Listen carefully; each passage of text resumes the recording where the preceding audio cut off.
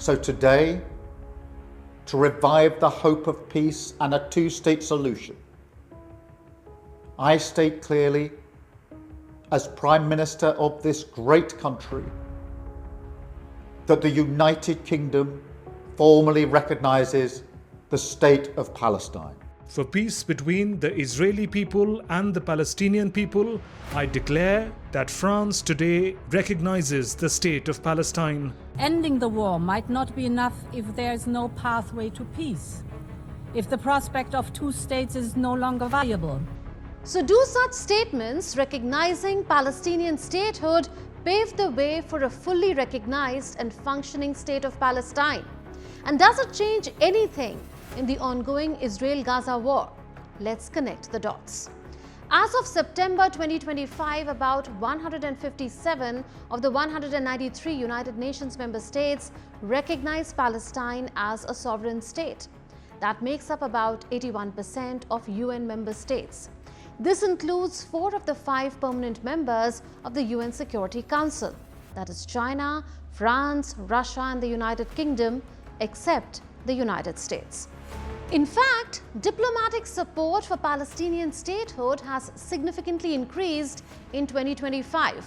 But despite increasing recognition by many countries, crucial global actors such as the United States and Israel oppose Palestinian statehood.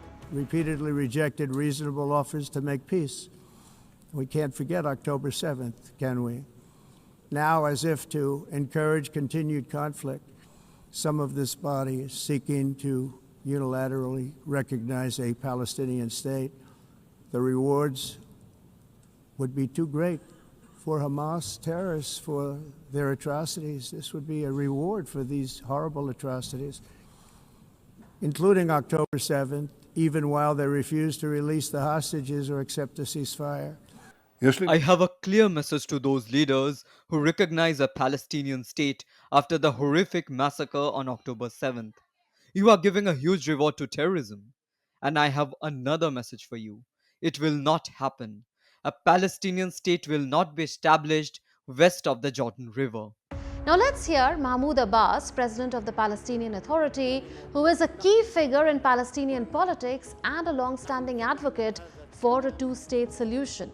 He supports establishment of an independent state of Palestine alongside Israel in the West Bank, Gaza Strip and East Jerusalem, the territories occupied by Israel since 1967. But he has some preconditions for a viable statehood.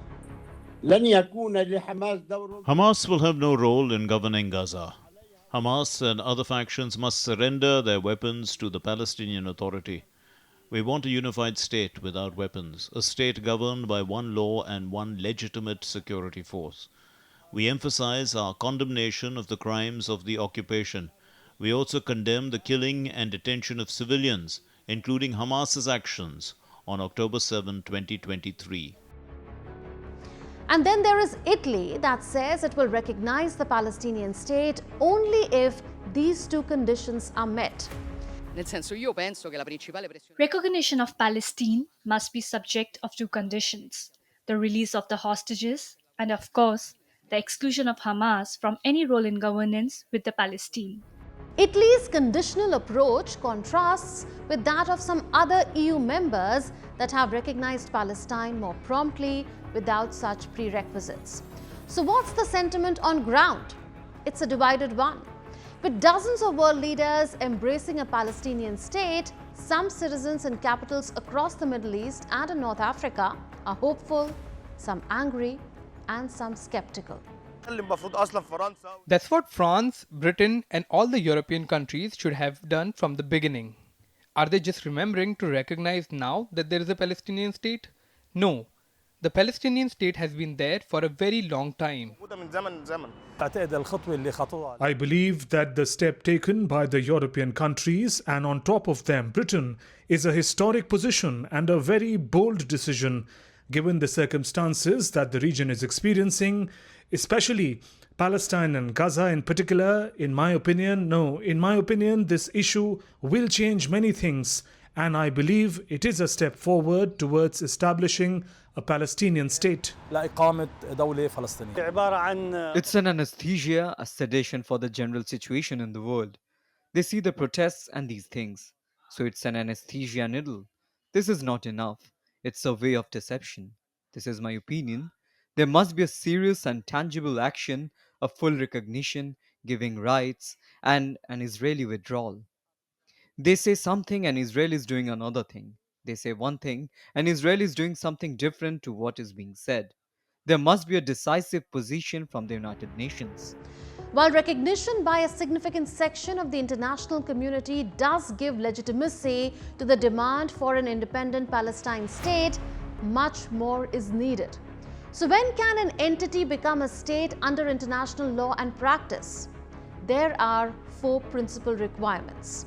According to the 1933 Montevideo Convention, a state must have a permanent population, a defined territory, a government, and the capacity to enter into relations with other states. But there are practical challenges on each count, like territorial fragmentation and control. Palestine's claimed territory, West Bank, Gaza Strip, and East Jerusalem, is heavily fragmented and largely under Israeli occupation or control. The West Bank is divided into areas with partial Palestinian Authority administration and expanding Israeli settlements, while Gaza is governed separately by Hamas and is separated physically and politically from the West Bank. This fragmentation undermines territorial contiguity and governance. Also, there is constant displacement of the population in Gaza due to the ongoing war. This threatens a key pillar of Palestinian statehood. Another challenge is political division and governance. There is a prolonged political split between the Fatah-led Palestinian Authority in the West Bank and Hamas in Gaza. This division creates governance and representation challenges. There is no unified leadership or recent elections since 2006. This weakens the legitimacy and functionality of Palestinian governance. Israeli policies and opposition to Palestinian statehood is another challenge. Israeli expansion of settlements, potential annexation of parts of the West Bank, and military control severely limit the feasibility of an independent state with secure borders. Israel's government, including its most right-wing elements, actively oppose the creation of a Palestinian state under current terms. And international political dynamics too are not fully in favor of establishment of an independent state of Palestine. United States and Israel do not recognize Palestinian statehood. This limits Palestine's ability to join the United Nations as a full member. US support for Israel and veto power in the United Nations Security Council is a major roadblock to formal statehood approval. Then there are humanitarian and security issues too. The ongoing conflict, especially in Gaza, has severely damaged infrastructure and living conditions. It has created urgent humanitarian crises that complicate state-building efforts. Continued violence, insecurity, and restrictions on movement hinder economic and political development. There is also a lack of a negotiated peace process. The absence of active and credible peace negotiations between Israel and Palestinians obstruct efforts for a two-state solution framework, which remains the most internationally supported path for Palestinian statehood. So what is India's stance on the statehood question? India's official stance on Palestine's statehood remains supportive of Palestinian sovereignty and the establishment of a sovereign, independent and viable state of Palestine. India was among the first countries to recognize the Palestinian state in 1988 and has consistently supported a negotiated two-state solution. This solution envisions a Palestinian state living side by side in peace with Israel within secure and recognized borders. India supports Palestine's membership in the United Nations and has provided humanitarian aid to Palestinians, underscoring its commitment to their welfare. But India also strongly condemns terrorism and violence impacting civilians on both sides and calls for dialogue, diplomacy and peaceful resolution of the Israeli-Palestinian conflict. India has actively engaged in international forums, voting in favor of resolutions endorsing Palestinian statehood and the two-state solution. India has a dehyphenation policy. It treats its relations with Israel and Palestine separately and continues to advocate for a peaceful resolution to the conflict based on international law and rights of both peoples. So does increased diplomatic recognition for Palestinian statehood change anything in the ongoing Israel-Gaza war? This is not sufficient to change the course of the ongoing war. Netanyahu is on record saying the war won't end even if Hamas releases all Israeli hostages.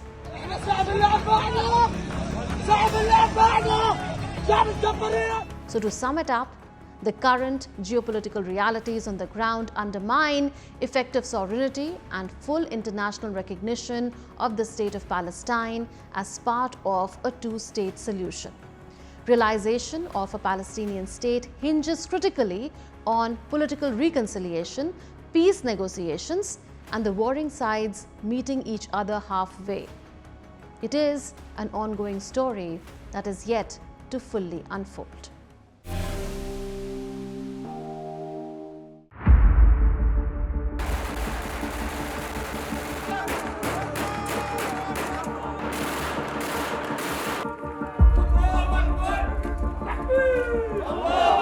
For the first time in nearly 60 years, a Syrian president has arrived in New York to address the United Nations General Assembly.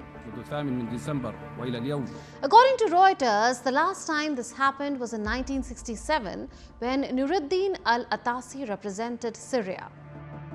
Today, the man at the podium is Ahmed al-Shara, a figure whose rise to power is as dramatic as it is controversial.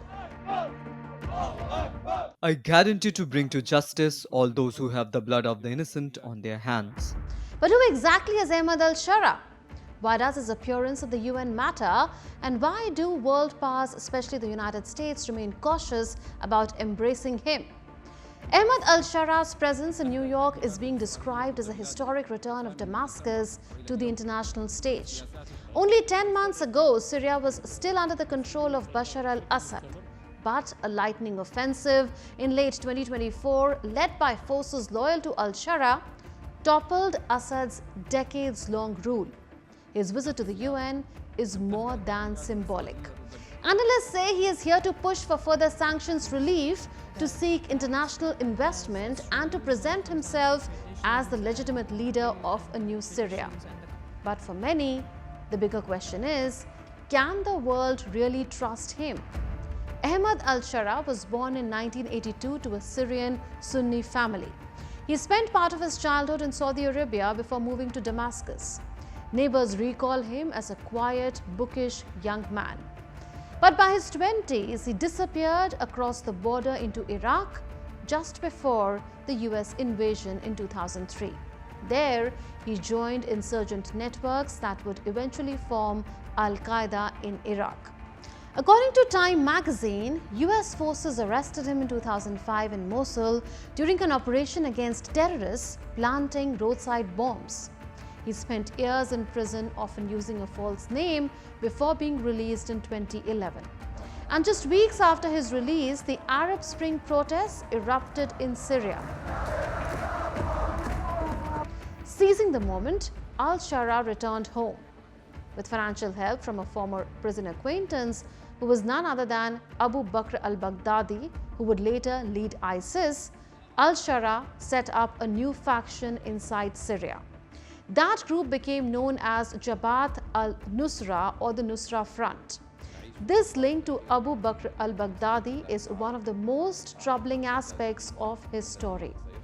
Baghdadi reportedly provided al-Shara with funds to expand operations in Syria. The Nusra Front quickly gained notoriety in 2012 for suicide bombings and strict Islamist rule in areas under its control. But within a year, a major split emerged. Baghdadi announced the creation of ISIS and demanded Nusra fold into his so-called caliphate. But al-Shara refused. Instead, he pledged allegiance to Al-Qaeda's central leadership under Ayman al-Zawahiri. This break with ISIS eventually defined his path. While Baghdadi pursued a global jihad, staging attacks from Paris to Cairo, al-Shara repositioned his forces as more focused on Syria itself. Still, the connection to Baghdadi lingers, which is a reminder of his origins in the same violent networks. Over time, al-Shara sought to rebrand himself. In 2016, he announced that his group was no longer part of Al-Qaeda. 1 year later, he merged with other factions to form Hayat Tahrir al-Sham or HTS.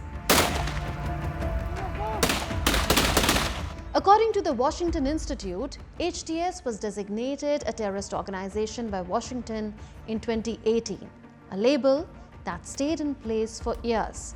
Yet, as the Syrian civil war dragged on, HTS grew stronger in the northwest. And by late 2024, al-Shara launched his decisive offensive. Within weeks, Assad's forces collapsed.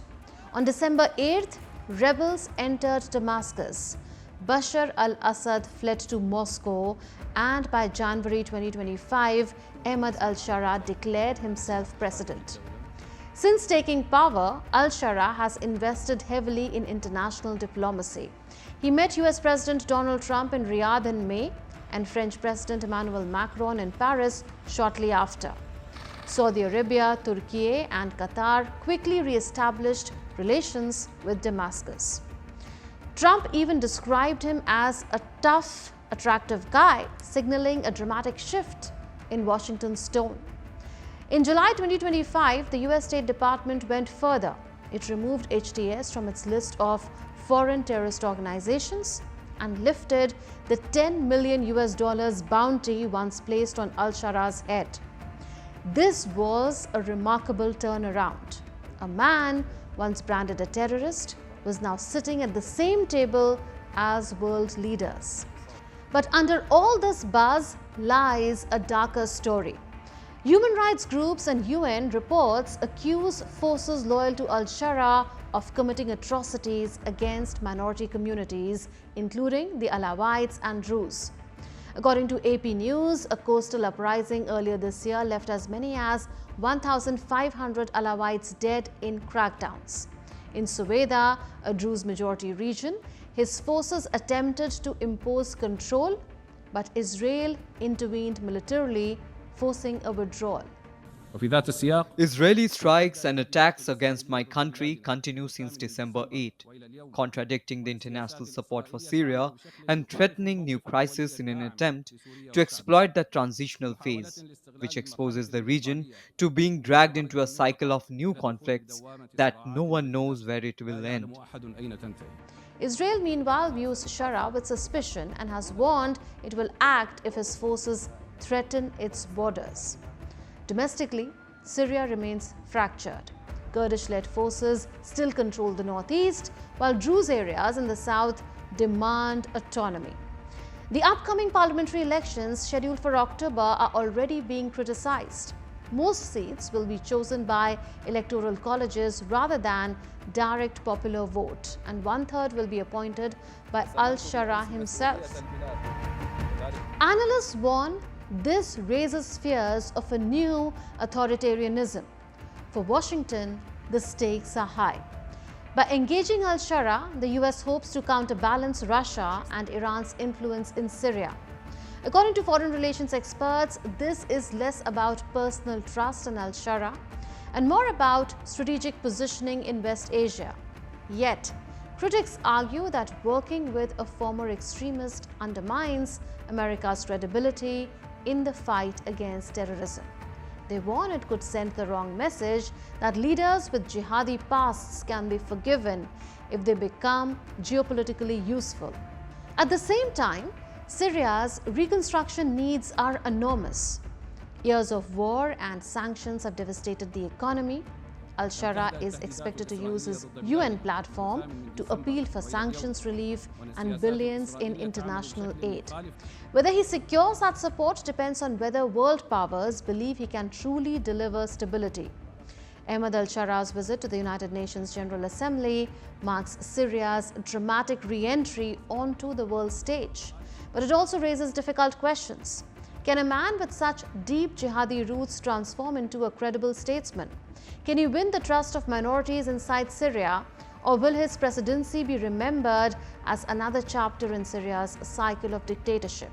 For now, the world watches closely. That's all in this edition of Connecting the Dots. We will see you next week with more raging issues. Until then, it's a goodbye from all of us in the Delhi newsroom. This is Munmun Bhattacharya signing off. Take care and stay safe.